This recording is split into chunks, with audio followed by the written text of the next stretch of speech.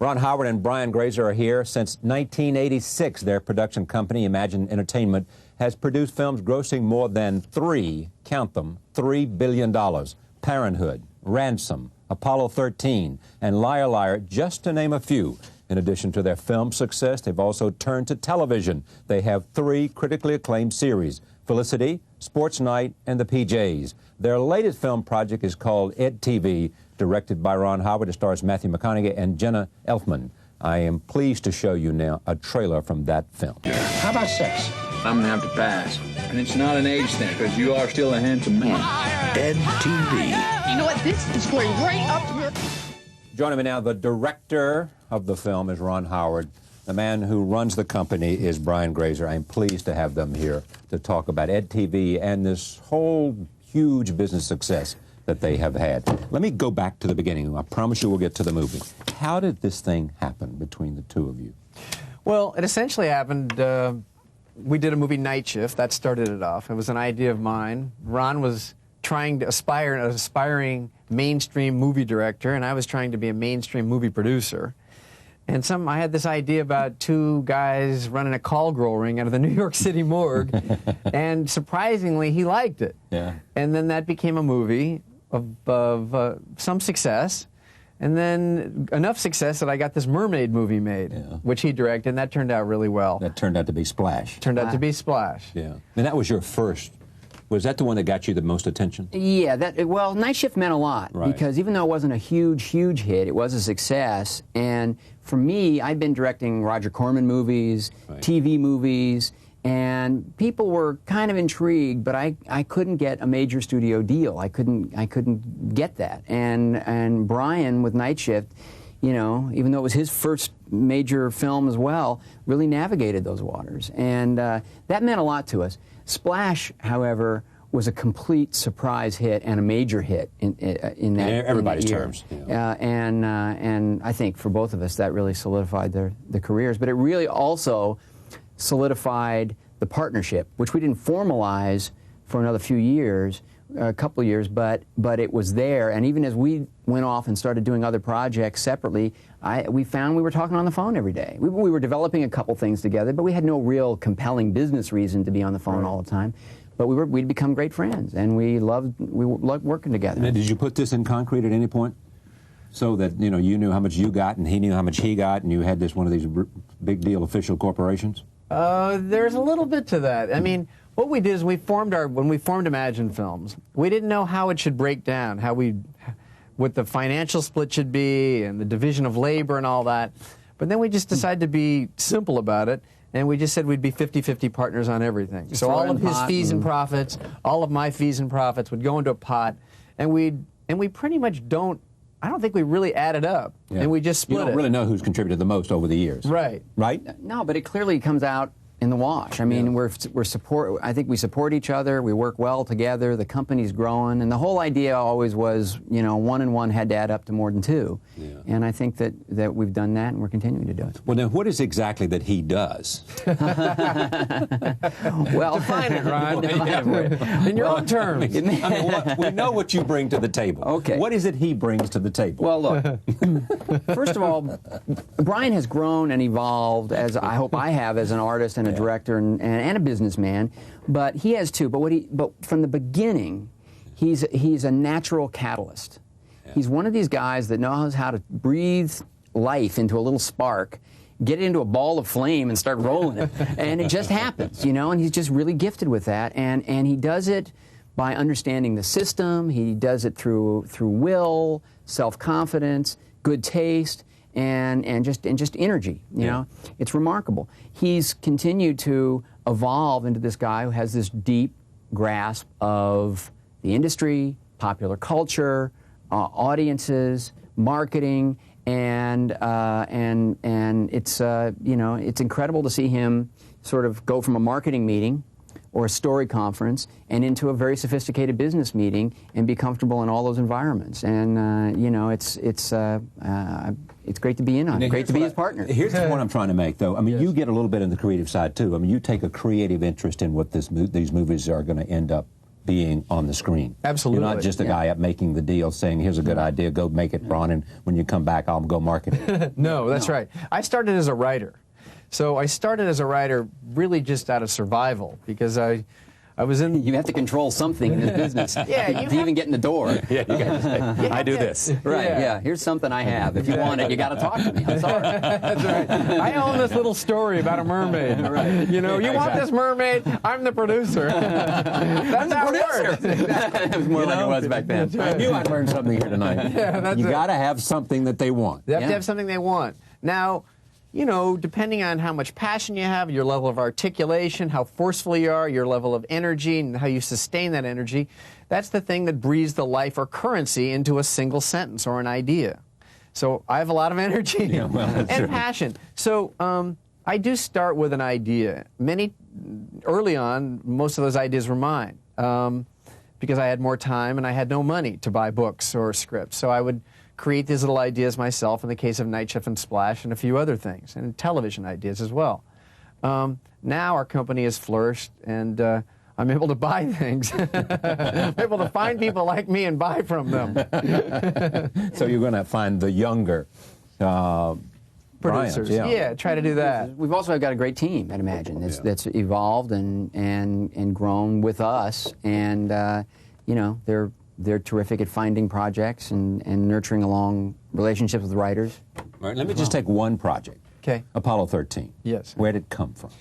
That came from, it was a 10-page outline that was going to become a book about written by Jim Lovell, essentially. Right. And it was going to be about that space mission.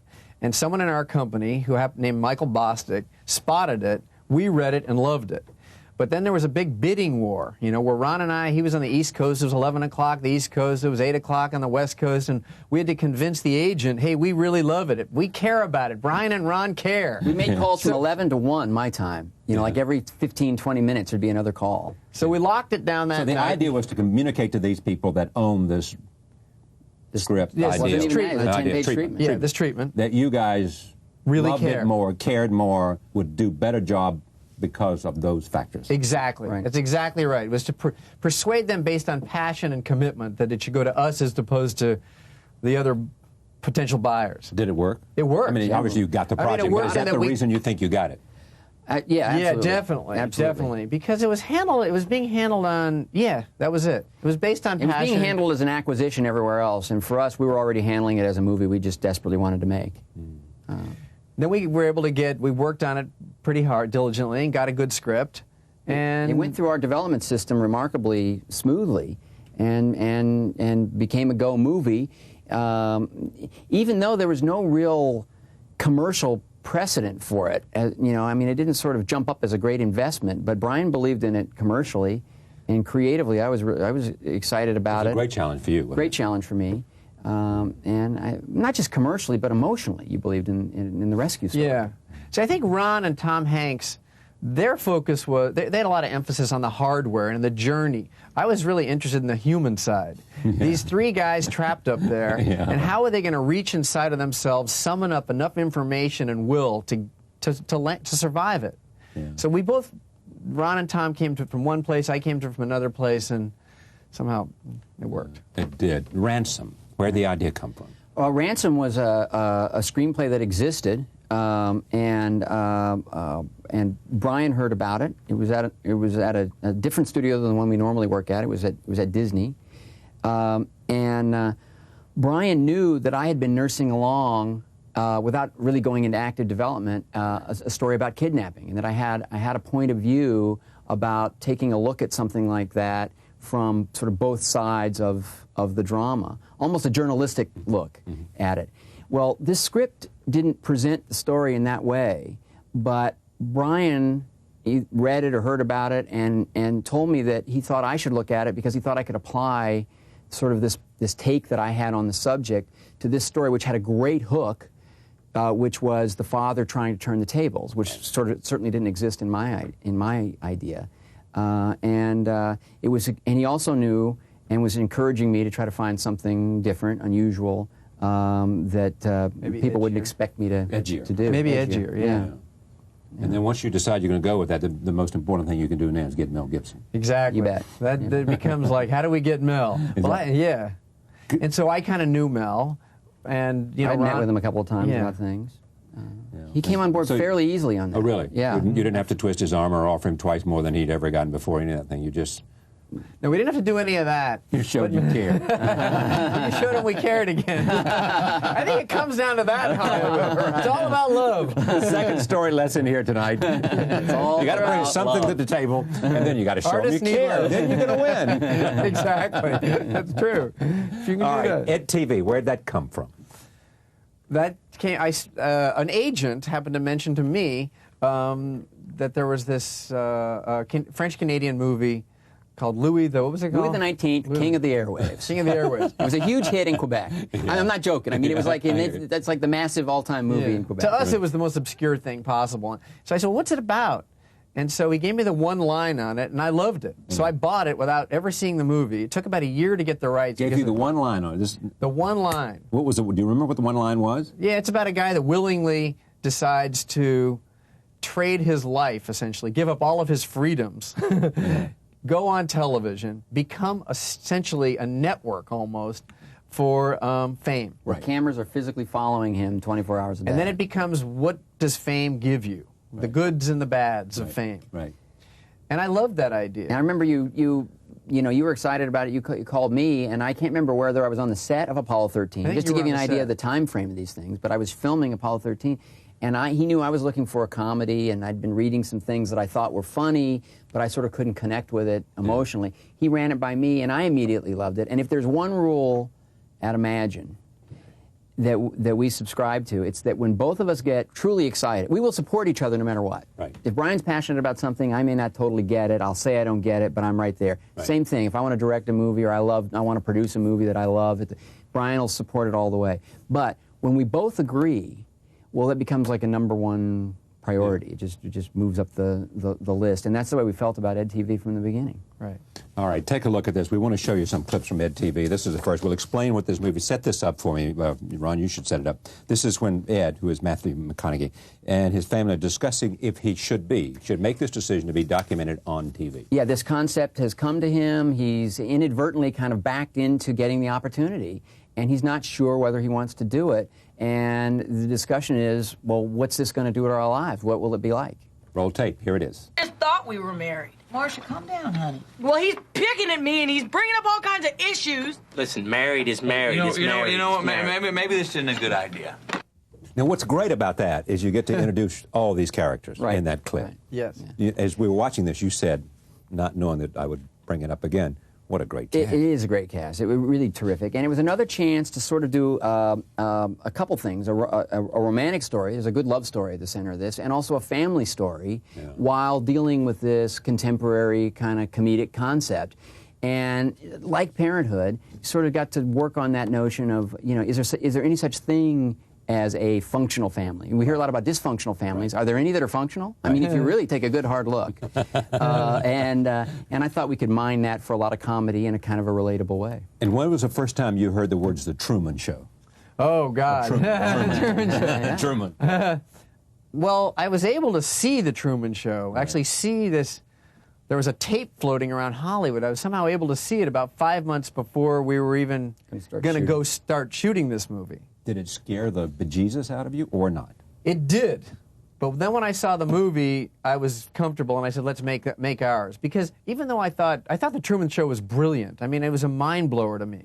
It was really a mind blower. It was it was surrealistic. It was amazing. But I knew what we were trying to do was a comedy. So it's a completely different genre, and the essential sort of what-if hook is entirely different. The departure point into our story is completely different than The Truman Show.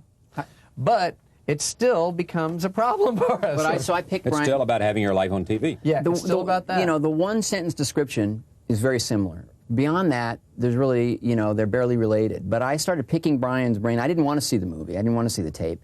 I was already in love with this movie. And it's kind of hard to fall in love with directing a movie. It represents 18 months of your life. It's going to be an everyday thing, and you have to sort of want to get up every morning and deal with this story. It's kind of hard to fall in love with wanting to direct a movie? Well, I know I want to direct a movie, but which one? It's kind of hard to fall in love with a movie story. Okay.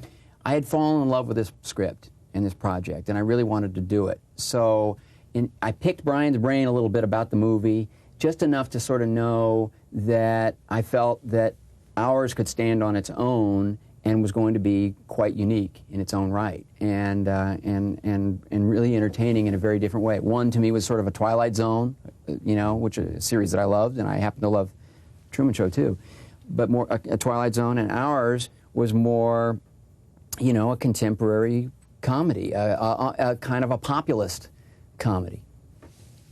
Did you think at all before you cast, because of Liar Liar, Jim Carrey? Well, we didn't really, because the whole notion was to try to be as sort of truthful and honest with this movie as we could while being as funny as we could. So it was that kind of balance, similar to Parenthood. And there was a sort of a choice, a decision we had to make fairly early on. Do we want to make this a comic vehicle for, you know, a great comedian, or do we want to tell a story and kind of look at the whole picture? And I had decided that I wanted to take a sort of broader look at the subject. When I heard the idea, I thought, I'm looking for a comedy. I haven't made a comedy in a long time. I've learned an awful lot about camera techniques, different sort of cinematic styles through doing these suspense stories and these dramas. I wanted a movie that I thought could be visual, but funny in more than one way. And this, I thought, had a chance to be physical, had a chance to be smart, and it also had a chance to be sort of emotionally based in that sort of comedic, dramatic way. I want to put you on the spot. Do you think do you think Jim Carrey should have been nominated for Best Actor this year? I do. I do. You do. I do. You both I do too. Yeah. I mean, it really was an omission, wasn't it? Not to take anything away from the other guy, No, you know, it's not. but, I mean, but I was shocked. we're not taking anything from any one person. He I should was have been shocked. But nominated. he should have been nominated. Should have been nominated. He did a really, really exceptional job. And especially given the body of work that's behind him. I mean, for the most part, he's done amazing comedy work. So then to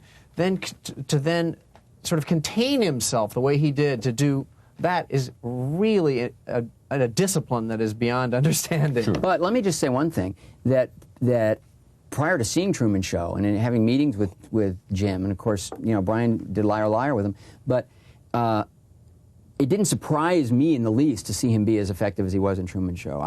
You had all that talent. Oh, to be a dramatic actor, no problem. But I did think, as you mentioned him as related to Ed TV, that in a movie that was going to try to be funny, that it would be very disappointing in a way if he wasn't absolutely as fall-down hilarious as he possibly could be. Right. So. In other words, it may be easier to make the transition for him to step up and be serious than it would for him to expect to be funnier than he normally is, or something like that. Right. Matthew McConaughey, why did you cast him? I'm not sure. You both discussed it. Why him? Of course we talked about it. Why not? I mean, why not him might be a better question, but how'd you end up with him? Well, because since we decided we weren't going to go with a comedian, that we wanted somebody that had an earthy, quirky quality about them, that was entertaining, but doesn't do jokes. So what happened is I'd seen Dazed and Confused a long time ago, as did Ron, and we thought he was great in Dazed and Confused. Then he became a star, and then he went off and did real big things, that, you know, big roles in big movies. Right. I thought he was particularly well cast in this Dazed and Confused. So I had him in my office. And he, just like this desk here, I had a wooden desk. I went off and looked the other way for a minute, and he spilt a Coca-Cola on my desk. And he had his mouth on the desk, sucking up the Coca-Cola, thinking I wasn't going to see him. And then I looked at him, and he went like that to get the rest of it. And I thought, this guy is a funny character. Yeah, he could do it. I said, the guy in Dazed and Confused is much like the guy I'm sitting with right now. And that really conforms to the quirky, funny character that we want in our movie. Then my teenage daughter was bugging the hell out of me. She loved him. He'd be great. and Matthew turned out to be very, very funny. He was a little bit concerned about the comedy. He was a little bit concerned reading the script, written by Gans and Mandel, who are you know, pure comedy writers, and their writing has, as Lowell puts it, Lowell Gans, there's almost an algebra to the comedy. There's a sort of a structure to the jokes that really has to be honored. Now, really talented people take that, bend it, and you don't notice the fact that there, in fact, is kind of music there, that there's a rhythm to getting that joke across. Well, Matthew was scared of that. And I started working with him, so did Gans and Mandel, and we started to tailor the movie for him, for his natural rhythms. But the real thing was when Woody Harrelson came into the movie, and we started rehearsing, and Woody knew how to honor those rhythms, how to nail the jokes as written, plus embellishing and creating himself, and still let it ring true, allow it to be dead honest. When Matthew actually saw in front of him that this could be done, it was almost like a weight lifted off his shoulders and a light went off, and he became just loose, funny, and he brought so much to this movie. I mean, he surprised even me, and I was all for casting him. All right, roll tape. This is a scene where he sort of is in his daily routine with the cameras following him around everywhere he goes. Here it is. They seem to celebrate the fact that the guy's a boob. Sort of a joyous celebration of boobery. That's what it is. Take it easy. So, when you finished the movie, right? Did you test it? Eventually, yeah. I mean, what do you learn from that? And did you change anything from testing? Absolutely. You learn a lot and you change a lot. Learn a lot and change a lot. We didn't have to change this movie structurally. Sometimes you sort of reinvent it. Editing is the final rewrite. Right. You know, it's all a creative process. But making the movie, shooting the movie, well, that's kind of gathering the raw materials. The film is really made in the editing room. And you think you know what you're communicating, you think you know what's effective, but the fact of the matter is, until you put it up in front of an audience, until a playwright takes the play out of town and puts it on its feet, you don't quite know what it's saying for sure. You can't be sure, and particularly with a comedy. So I find the screenings to be invaluable. And in this case, the movie was long, but from the beginning, you could see the audiences really liked it, and it was just a matter of getting it down to size. You find at the moments they laugh the most, et cetera, et cetera, et cetera. You find that, but it also reinforces your own instincts. It allows you to ignore certain anxieties you have, because keep in mind, as a storyteller, you're prejudiced. You think you know where the warts are. You think you know where the weak spots are, and sometimes you're surprised by what, in fact, is a highlight to a lot of people. Have you gone into movies knowing that they had weak spots, knowing that if you'd had more time, and knowing that you were uncertain, knowing that big movies, I mean, like Apollo 13 or like... Fears that there are weak spots. Anxiety. It's not like you've pointed out something and I know this is weak and I just hope I survive without it being... Absolutely. You say that, but that doesn't mean I'm right. Yeah. But I will say many times, I think this is a problem, I think that's a problem, I think this is a thing, how do I beat that? And a lot of the conversations that we have are sort of conceptual. How do you cope with the weaknesses? Yeah. I mean, my goal as a producer is slightly different than Ron's. I mean, my goal is to get the most talented people to take a leap of faith and get on the project. Because so and then start the problem solving. Yeah, so then I start the problem solving. For Ron, when you ask him that question, he would rather not get on a project with holes that he can see. I mean, he knows they're going to be there, but he'd rather not. I know I'm going to have holes, but I also know that the answers to the biggest questions are going to get answered by getting the most talented director and the most talented stars or actors, because that collaboration really brings finished answers to really hard problems. In other words, in the case of Ransom, we had a lot of big problems on Ransom, but I was excited about getting going. Mel Gibson, who's the star of Ransom, becomes our collaborator and partner, as did Tom Hanks on Apollo 13. Those two stars independently on those two movies came up with lots of answers, asked lots of hard questions, and demanded more of the script and made the movies better. In fact, I have a theory about movie stars now, that in fact, that the greatest stars of our era, I can't speak to the Hollywood system, the old Hollywood system, but of our era are the stars that are, in fact, are also good storytellers and that carry with them a kind of quality control. And in the case with both Mel and Hanks, Tom Cruise is another example. They don't try to direct the movie at all. They're not oppressive. They're willing to take no for an answer, but they ask great questions, smart questions, and the movies, they make the movies better. The way a great point guard will come in and turn the team around, they make their movies better. Well said. Television. Whose idea was to get into television? Me. Now, you've done well, but I mean, didn't you have enough to do making movies? That was my point. That was my point. Exactly. You have enough to do, Brian. Well, I got into it for a couple of reasons. One is I love television. I like the process of it, and when it works, it's really good. I started in television, but I never really felt like I succeeded on it. You know, I didn't succeed at it in the same terms that we have in movies, and I really want to creatively try to find a way to lick it. And that's what we're trying to do right now. I was, in fact, kind of dismayed by television. We had sold Parenthood as a television series, got a great commitment. I believed in it thoroughly. I had personally worked really hard on it, and I was frustrated with the way it was treated by the network and so forth and so on. And I really had kind of said, well, you know what, maybe someday, but not now. We talked about getting back into it, and I was always discouraging from that point forward. And, you know, I love TV as a medium, and I think it's wildly creative and a more creative arena than ever before, but I had such a bitter taste in my mouth, but Brian, you know, pushed the deal through, and so you set about finding the right people to do it, I assume. I mean, yes. Well, first what I did is I made a joint venture arrangement with Disney, with Joe Roth and Michael Eisner. Went and did that. Well, we did that. No, partnering is the biggest new idea I hear in business today, and especially because we do all these high-tech people. Right. Yes. I mean, and people whose market capitalization is is 25 and 50 and $100 billion. Yeah. They talk partnership. That's what they talk. I mean, the new word that I hear more than anything else is partnering, which is like you doing the same thing with your independent production company. We're going to partner with Disney and do this, and we'll go in and we'll figure out how together we can do this, and then if we make some money, we'll split some money. Yes, exactly. And you know, since we're essentially storytellers, and what they are is they're helpers of storytellers, but they have two networks. They have a lot of things that we need. That you know, another overused word is synergy. I mean, they really do have creative synergy that matches with us. So we went and made this television joint venture with them, and Michael Eisner reminded me. He said, "Yo, you're just a TV guy. You're not a movie guy." Because I used to work for him in television. I started in television. Yeah. So, and then I found a man named Tony Krantz, who was a TV packaging agent at CAA. He'd been there 13 years. And we brought him in after we had this deal at Disney, and we now have this wonderful sort of chemistry working together, and we basically do it a little differently than other people. What we do now is we told Eisner and Joe Roth that basically the idea will always be the employer. We will not do the big bank deals. We're not going to do the $20 million deals and put some writer-producer in an office and hope that he has an idea.